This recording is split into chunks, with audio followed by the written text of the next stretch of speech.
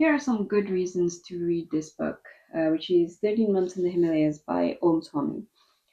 Number one, if you are serious about meditation and you have ever contemplated going somewhere in solitude to meditate and to find your own truth, which could mean getting a vision of God or reaching your highest state of consciousness, or just finding out what meditation can bring you, what's the end state, then this book will be helpful to you.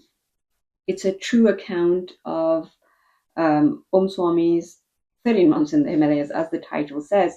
But it was the actual Himalayas, so it was at a very high altitude, in a hut, in the middle of snow, rain, and just him, along with one monk who was there, not meditating, as far as I know.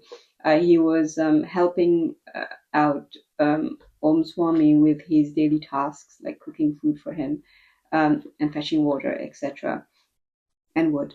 So it gives you a true account, because Om Swami only speaks the truth, of what he did throughout the months, and sometimes for each 24 hours, like each sadhana, which is basically a practice that you do over a period of time. For each sadhana, he says what he did during the day. So, like from 1 a.m. to 3 a.m., what he did, and then the next few hours and how long he meditated. He also shares the mantras and the sadhanas he did when he was in the Himalayas on his own, and he also shares the results. So if you are thinking about going to the Himalayas, don't just go like that. Read this book and know that he did 20-ish years of preparation before actually heading to the Himalayas. And he was always a bit of a saint. So number two, if you are a Hindu, or even from another religion, and you wonder if God exists, then this book will help you out.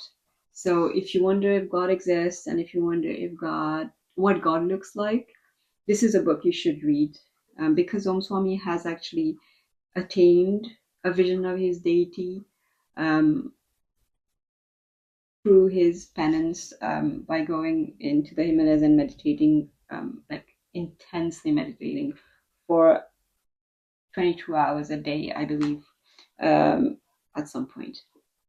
So if you are wondering what Mother Divine looks like, if you are wondering if Lord Vishnu exists and what he looks like, Om Swami shares in this book what he has seen. And as I said, he took the vow of truth in January 2011.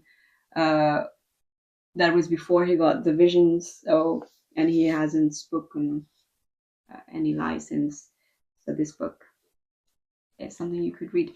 Just read it and see whether you like it.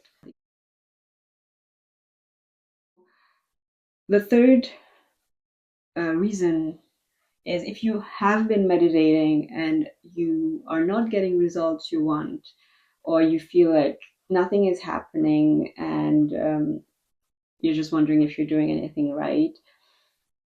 In his book, there are episodes where he's also not getting any results, or he's not getting what he wants.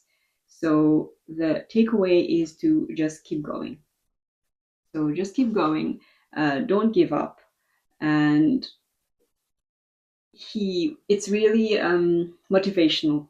So if you're meditating and you want some results, but you're desperate, then read this book. Which brings me to the fourth reason, which is, if you want to see God, or if you want to reach your highest state of consciousness, then know how desperate you should be. And this book tells you exactly how desperate you should be. At one point, he was just ready to give up his breath. He was that desperate to see God.